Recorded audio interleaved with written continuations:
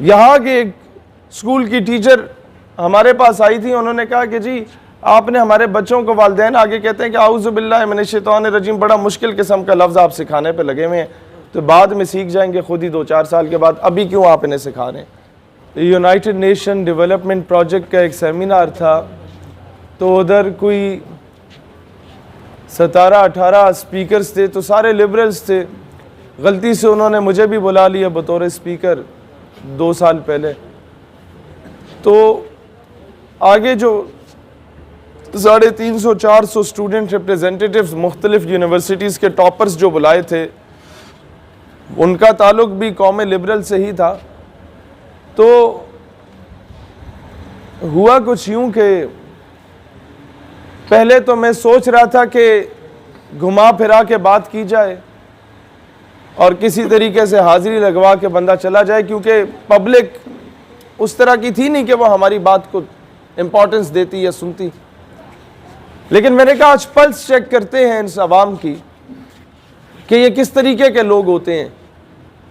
मैंने वही बातें की जो मैं मस्जिद में करता हूँ या मदरसे में करता हूँ या अपनी तंजीम के दोस्तों के साथ करता हूँ। बिलीव यू मी, मुझे 10 गुना बेहतर रिस्पॉन्स वहाँ से मिला।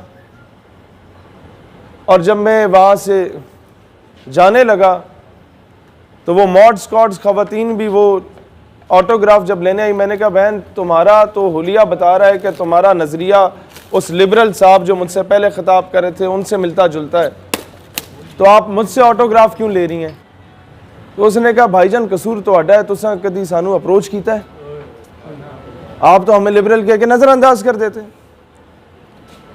एक यूनिवर्सिटी जहाँ पर मुझे दाखिला भी नहीं मिला था, इतने मेरे मार्क्स नहीं थे, वहाँ हम लोग 2 मरतबा बतौर मेहमान खसूसी गए उसी डिग्री में। वहाँ पर 1000 एंड अबव मार्क्स लेने वालों को पूरे पाकिस्तान की क्रीम को इकट्ठा किया जाता है। वहाँ जब हम महफ़िल गुफ्तगू हुए तो पब्लिक से, उस अवाम से, उन नौजवानों से अल जिहाद की सदाएं बुलंद हुई।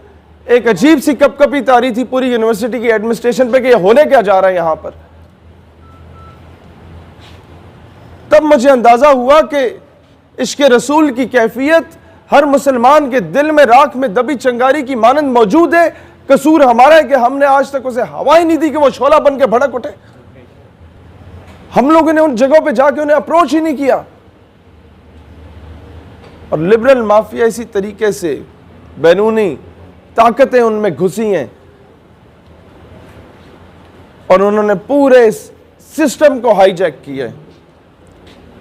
आपके मुस्तकबिल का आर्मी ऑफिसर वहां से निकल रहा है।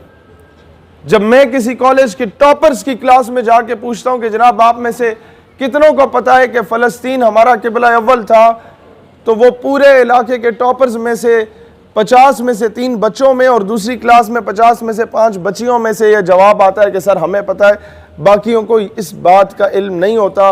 और ये वो टॉपर्स हैं जो मुस्तकबिल में आपके आर्मी ऑफिसर होंगे, जो मुस्तकबिल में आपके असिस्टेंट कमिश्नर होंगे, जो मुस्तकबिल में आपके MNA होंगे, जो मुस्तकबिल में आपके मिनिस्टर होंगे, जो मुस्तकबिल में आपके साकिब निसार जैसे पूरे टाइप के जज होंगे। जब उन्हें उस बेसिक्स का ही नहीं पता, को फ़लस्तीन की बहन के सर से जब दुपट्टा खींचा जाएगा तो उसे तकलीफ तो नहीं होगी भाई, वो चाहे किसी मकाम या ओहदे पे पहुंच जाए, क्योंकि बाद में तो उसकी तबलीग करने वाला होगा क्यों नहीं, कोई भी नहीं होगा। वालिदैन बरीउ ज़िम्मा 8000 हम फीस देते हैं अपने बच्चे की, स्कूल जाने बच्चा जाने।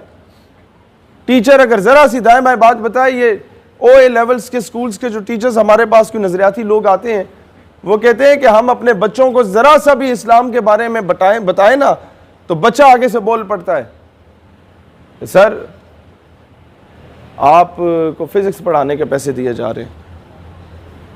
वालिदैन आगे शिकायत देते हैं कि जनाब हमारा जो बच्चा है वो बड़ी मेंटल स्ट्रेस फील कर रहा है, आपने उसे मॉरल और एथिकल वैल्यूज़ क्यों पढ़ा दी हैं।